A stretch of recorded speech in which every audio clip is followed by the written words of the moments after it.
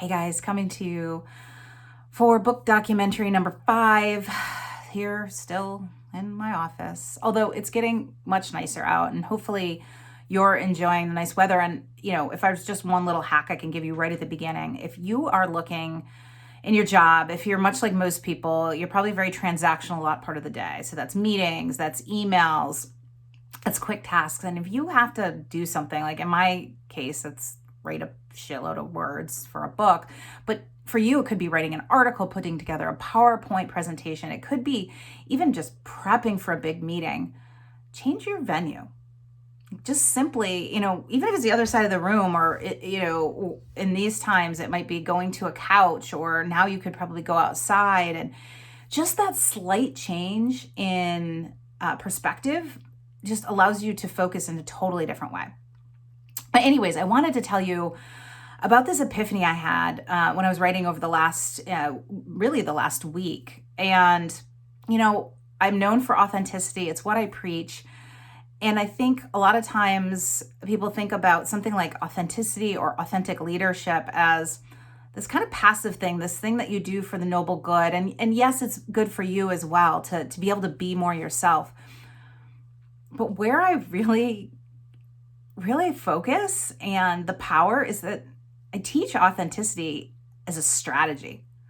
Like, this isn't just be more of yourself and enjoy work more. Like, I teach you how to double down on it and actually exploit those things that are either unique to you or maybe even just unique to being a normal human, but aren't really used as a strategy at work. And so this was really, kind of a breakthrough, that slight twist, and I think is really important. And it really shone through. I was writing, and in the book, I really try to take a step back and think, okay, what is the naysayers? What are I call them the sucky songs that people are singing in their heads? Like, what would they be saying that said, yeah, that sounds great, Erin, but. And it's pretty easy to imagine because I've talked to people for so many years. And, one of the things that comes up time and time again is, some version of, yeah, but I work for an asshole. And, there's my boss's boss, or it's a colleague, it's a peer, it's people on my team. And, what I write about and really reflected as I was writing it is like, there's going to be assholes everywhere. Like, you ain't special. Everybody works with assholes. The difference is how you deal with them. And, you can try to fight fire with fire, which is what a lot of people do, or maybe even not fight the fire at all. But the reality is, what authenticity as a strategy, you actually kind of come at those assholes at a different angle. And a lot of times they don't know what to do. And quite frankly, sometimes they need that inspiration. They're actually inspired by it. Like, you can change somebody who's being an asshole. And it was so interesting. Literally, after I wrote this, the next day I had a private session with somebody, and this is exactly, one of the things she said. And she probably didn't say asshole, but essentially, I have, these jerks and I'm not being appreciated. And I literally said to her, you know what? You're not special.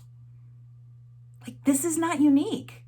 And so if you want to pull back or say you can't go bigger and you want to blame it on these jerks, do so. But I'm telling you, they're everywhere. And what I love about what I've been pulling together, and, in the book, I've really broken down authenticity really far. And I'll talk about that maybe on the next video. I'm working through this humans framework. And what it does is it allows you to use it as a strategy. And there's no better person to use it as a strategy against than the assholes. It's actually pretty fun.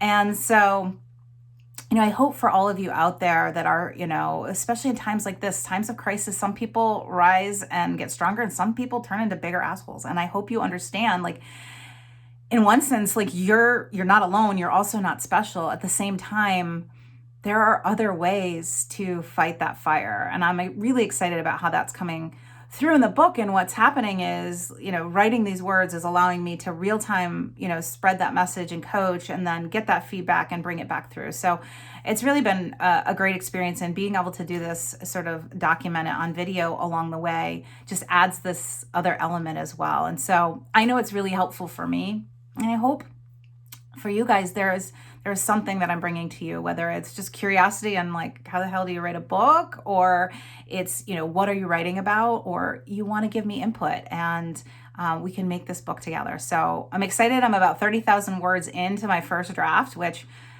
there's a lot of drafts that are going to happen, but we're rolling. I'm working with my book coach, and she's pleased, and I can't wait to share it with all of you. But in the meantime, thank you for letting me share it bit by bit. I hope you have a great day. We'll talk to you soon. Bye.